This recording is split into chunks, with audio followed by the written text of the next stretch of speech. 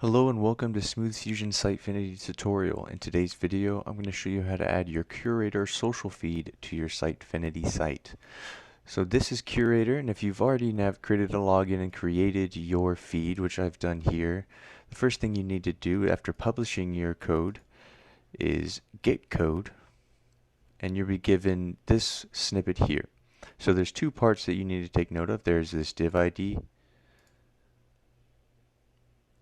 and this JavaScript. So we've got our Sitefinity page already open. What you need to do is add two things. You need to add a content block, and then you need to add a JavaScript block. Okay, if you remember the first the two different lines here, so here's the div ID. This div ID goes into your content block, which you paste into the HTML view. Hit save.